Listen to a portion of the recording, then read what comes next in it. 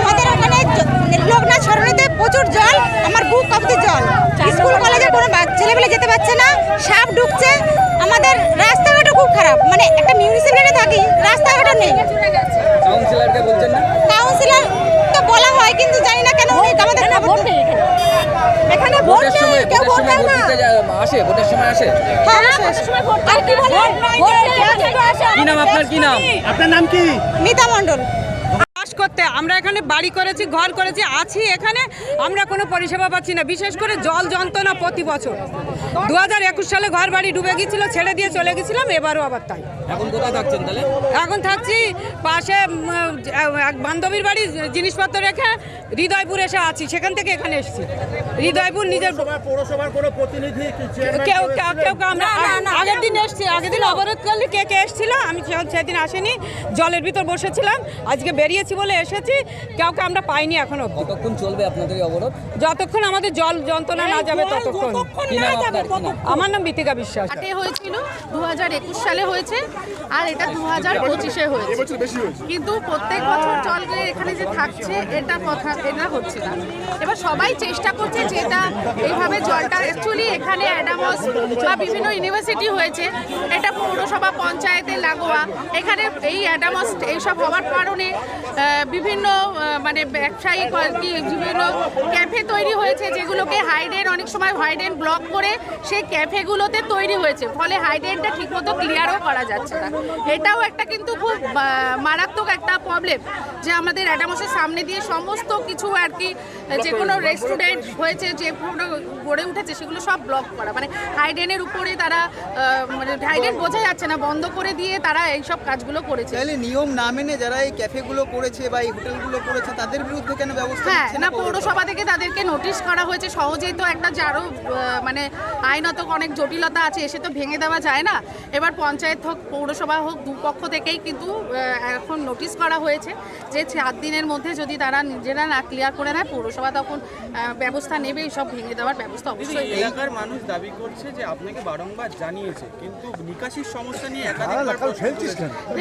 সমাধান হয় না। এইখানে জায়গাটা যেটা আছে, সেখানের ভৌগোলিক চরিত্রটা হচ্ছে, এখানে পুরোটাই ইটভাটা ছিল। এখানে এখনও দেখা যাচ্ছে সব বড় বড় সব পুকুর, সব 17 বিঘে 5 বিঘে 6 বিঘে করে এখানে 3-4টে পুকুর আছে। সেই পুকুরগুলো কিন্তু জলগুলো ওভারফ্লো হয়ে গিয়ে যখন রাস্তায় এসে এতটা জল, আর সত্যি কথা বলতে কি এই বছরে এতটা বেশি জল হয়েছে, এতটা জল কিন্তু আমি এর আগে দেখিনি। এর আগে এতটা জল আমি কখনো পাইনি এই বছর যেভাবে হয়েছে। এবার এটাও তো একটা কথা, পুরোটা হয়তো এই যে এই সাইডে ড্রেনের এটা সিস্টেমটা পুরোটা যে নীলগঞ্জ খালে জলটা পড়ছে এরকম না, নীলগঞ্জ খালে জলটা পড়ছে না। এইটার জন্য আর একটা সমস্যা হচ্ছে, কারণ এখান দিয়ে একটা ক্রস ড্রেন আছে এই লারিকার সামনে দিয়ে, যে কথাটা হয়েছিল এখান থেকে ড্রেনটা ওইখান দিয়ে খালে যাবে, কিন্তু সেখানে খালে জলটা পড়ছে না বলেই আরও বেশি সমস্যা হচ্ছে। আর বিভিন্ন জায়গার জলটা এসে আরও লোকনাথ মন্দিরে জমা হচ্ছে বলে আরও সমস্যা হচ্ছে। এই সমস্যার সমাধান এখন কি করবে? না দেখুন, সমস্যা তো সেদিনকেও 2 দিন ধরে ফগ মেশিন জেসিপি লাগানো হয়েছে, এবার হয়েছে সেই জন্য জেসিপি লাগানো হয়েছে, এবার সব করা হয়েছে। অভিযোগ হচ্ছে আজকে 15 দিন ধরে পুরো আমাদের জল, মানে প্রথমে পাতা সমান, তারপরে হাঁটু সমান, তারপরে বুক সমান, পুরো এলাকায় জল, অন্য কোথাও সব ফাঁকা পরিষ্কার টনটনে, পুরো এলাকা ডুবে বাড়ি ছেড়ে ম্যাক্সিমাম 150 লোক পালিয়েছে। আর যারা আছে তারা সাপ ব্যাং নিয়ে কোনো রকমে বেঁচে আছে। কত পরিবার আছে এলাকায়? 300-র উপর। 300। এখনো পর্যন্ত কোনো রকম কোনো না না না কিছু হয়নি, পুরো হয়নি। যে জলটা কি করে বেরোবে, কিভাবে ওটাকে ইয়ে করতে হবে, লেআউট করতে হবে, তার কোনো প্রশাসনিক কোনো ইয়েই নেই। ভোটের সময় তো ভোট নিতে আসে। হ্যাঁ হ্যাঁ, সে তো আসে। সেটা তো অন্য ব্যাপার। এখন এমার্জেন্সি যেটা আমরা ডুবে আছি, এটাকে ক্লিয়ার করতে হবে যাতে আমরা বাঁচতে পারি, তারপরে ওটা পরে চিন্তা অবরোধ করে রাখবো না, যতক্ষণ যারা কাজ না ইয়ে হবে। আমরা চাইছি কাজ শুরু হোক, আমরা তুলে দেবো। কি নাম আপনার? সুব্রত প্রামাণিক। 10-12 বছর ধরে এইভাবে কাঁচা রাস্তা, মিউনিসিপ্যালিটি এলাকায় থাকি, কাঁচা রাস্তা দিয়ে চলছি। ভোটের সময় আসে? হ্যাঁ, ভোট দিন। হাত জোর করে। না না, হ্যাঁ, সেটা তো না না, নতুন পাড়া কোথায়? আমরা এসছি তো নতুন না, আমরা তো অনেকদিন আগে। একটু রাস্তা এখন কি চাইছেন আপনারা? এখন জলটা বন্ধ হোক, মানে ভেতরে যেন জল না আসে, আমাদের পাড়ায় না ঢোকে, আর জল বেরোনোর ব্যবস্থা করা হবে। আমি টুম্পা পোদ্দার, 4 নম্বর।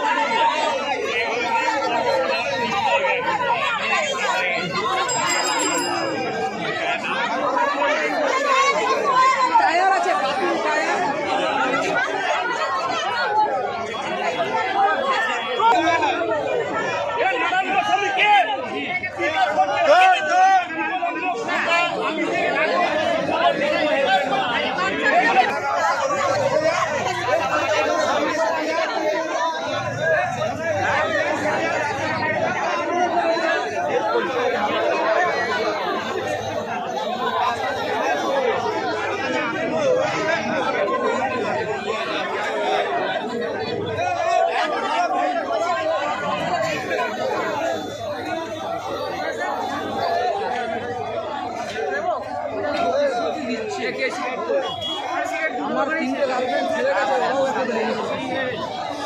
হ্যাঁ, সিরিয়াস ঘটনা।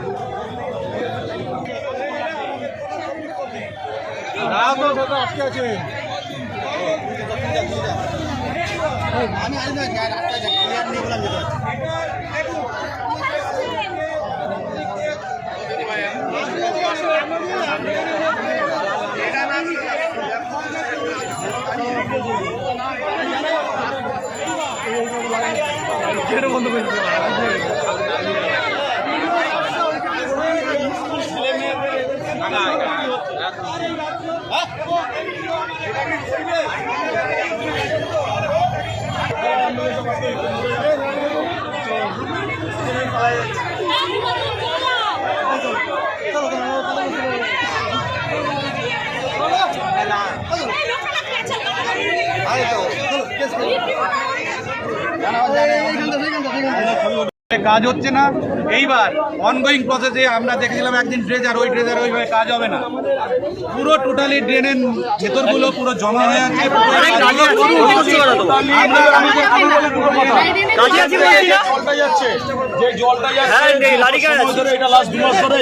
ড্রেনের জল এলাকার মধ্যে ঢুকছে, এইটা আমরা কখনো আগাইনি। আজকে বাধ্যতামূলক আমরা কারণ এই ড্রেনটা আগে গিয়ে ড্রেনটা ব্লকেজ, কোনো জল যাওয়ার ব্যবস্থা নেই। এইখান থেকে এটা বাইপাস করা আছে, জলটা এই বাইপাস দিয়ে ওইদিকে যাবে খালে, নীলগঞ্জ খালে। কিন্তু নীলগঞ্জ খালে যাবে এইখান থেকে নিয়ে আপ টু অ্যাডামাক পর্যন্ত ফুল ড্রেন ব্লক। একটা জল, এক ফোঁটা জল, এক বালতি জল যাচ্ছে না। আমরা কি করে বাঁচবো? আমাদের আজকে যদি এই অবরোধ সকলকে অনুরোধ করে অবরোধ তুলতে, কিন্তু অবরোধ তুললো হয়তো 4 ঘন্টা পরে আমাদের রাস্তাতেই এসে বসবাস করতে হবে, আমাদের সব ডুবে গেছে। আপনারা এটা ক্লিয়ার করুন, এটা ভেবে ড্রেন ক্লিয়ার করুন। আমরা কোনো পঞ্চায়েত মিউনিসিপ্যালিটি চাই না। আমরা বিকেলের মধ্যে জেসিবি দিয়ে সব দোকান খালি করে আমি 4 দিন ধরে খাইনি ঘুমাইনি। নিমেলের ভিতরে ট্রেন পরিষ্কার করে জল বের করার জন্য কাউন্সিলর নিয়ে ছিল, সিআইসি ছিল, কিন্তু ওই জল যাচ্ছে তাতে আমাদের 4 মাস ওই জল ক্লিয়ার হবে না। আমাদেরকে বাঁচান, আপনারা এইটা ক্লিয়ার করুন, ড্রেন ক্লিয়ার করা। আমাদের যে কোনো যুদ্ধকালীন তৎপরতায় ডুবুরি ডাকুন, যা ডাকার থেকে নীলগঞ্জ খালাম দিয়ে আপনারা ড্রেন ক্লিয়ার করুন। নাহলে ওই দিক দিয়ে যা জল ভাঙছে এখন দেখে আসলাম, আজকে রাতের মধ্যে পুরো এলাকার প্লাবিত জল উঠবে। আপনারা বাঁচান।